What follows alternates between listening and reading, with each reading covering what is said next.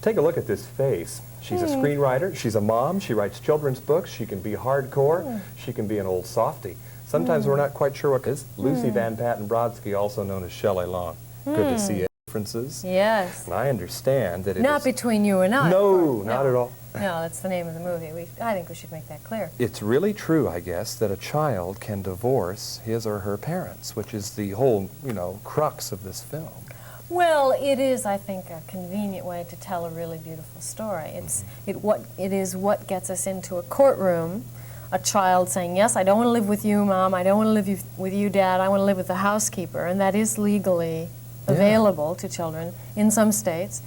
And once she gets us in there, into the courtroom, then we go back and we see, now how did these two people, who she calls parents, meet and fall in love and start their family and start their careers and get into this mess? Indeed, and although it's a comedy, there are some pretty heavy moments, like when little Drew says, I'm not treated any better than your dog. That's pretty heavy. And we don't even have a dog. Indeed. Listen, Shelley, I've heard of actresses and actors getting into a part, but I understand that on your dressing room door, you didn't even have your own name? The name of the character instead? Is this true? Yes, actually, that is true. Well, there's a handy little device so that pedestrians walking down the streets of Los Angeles, and we were all over, would not knock on the door and say, can I have an autograph? Which is fine, but not when you're making a movie like this. You have very little time and your concentration is very valuable. And yes, I was very deeply immersed in the character, and although I will say I did take some moments of retreat in my dressing room to regroup and summon as much energy and feeling as I could before I went out to be Lucy again. Okay, now if you were that deeply into it, is it fair to say that this could be a learning experience for you? You are not a mother yet, are you? Not yet. Okay. Are you going to learn something from this picture, do you suppose, when you are a mom? Will other moms and dads out there learn something from watching this film? Oh, I suppose they will. I don't think of the arts necessarily as being didactic, as being an instruction on life per se. It's not like I'm standing at the screen and saying, now this is the way you should raise your children, take notes. But what happens is you experience something when a film like this that is so intense and offers so many feelings and so many magic moments of laughter and of sadness and of all the things in between, you feel alive and you feel connected with yourself and you feel connected with the human race, and your mind goes boop, boop, boop, boop, boop, boop, and you say something inside you changes, and you may not even be able to verbalize that, but some part of you feels touched, and that's good.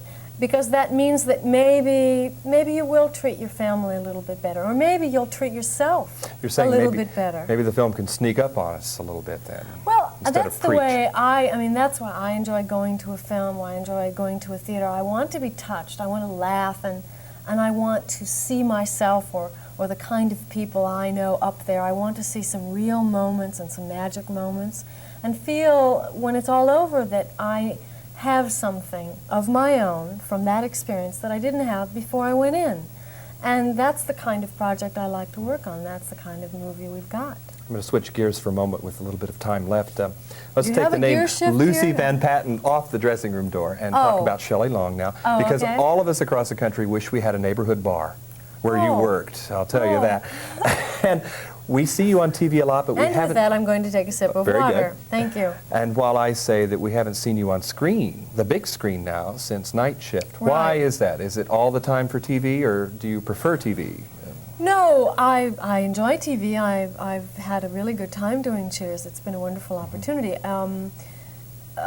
We did Irreconcilable Differences a year ago. It takes about a year for a movie to be edited and polished and perfected, and for all these things to come together to make it really special as it is.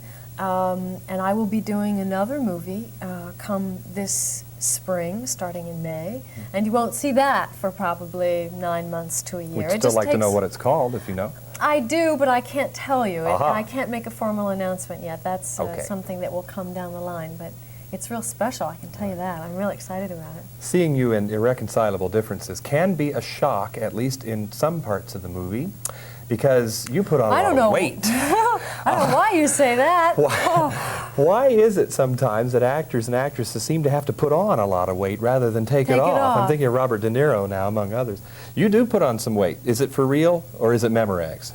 Is it padding, or what? Can you let us in on the behind the scenes? I hate to give up all these secrets, but, well, it looks like it's for real, doesn't it? And Indeed. it is for real. In your face, too. My face, I had dental pieces that clipped into my, not clipped, Yuck. that fit into my molars and pushed my cheeks out a little bit. A lot of tricks, you know. Actually, that one was sort of specially designed for this. It was a Are you saying if you hate to go to the effort. dentist, don't become an actress? That's probably very true. I'd not thought of that. But it was quite real for me, the fat, in the sense that when it was all there, the cold sore on my lip that they put there, and the grease in the hair, and the stains on the sweatsuit, and the padding, and all of that, I felt awful. And I think I felt as awful as Lucy did. I mean, we were one and the same at that point, but we felt pretty awful. And that's what we were supposed to feel. That's what was going on in that period of Lucy's life.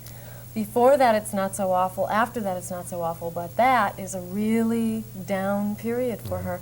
And you know, so many people comment on that as being a very moving part. Well, it's in the film. supermarket that you sort of get a revealing glimpse of yourself. Yes, right. I stood in a line with a number of parents waiting to go into a screening of Irreconcilable Differences, and they were very concerned. Is this something I can take my children to or not? They were checking it out. Could you look at them and talk to them right now and tell them about this picture as a family entertainment? Do you see it that way? Gee, that's it. I have to look at them and tell them, huh? Well, you should be there with your child. It's a, I think I'm more comfortable looking at you. All right. I don't know what they're going to think. Well, I can look at them.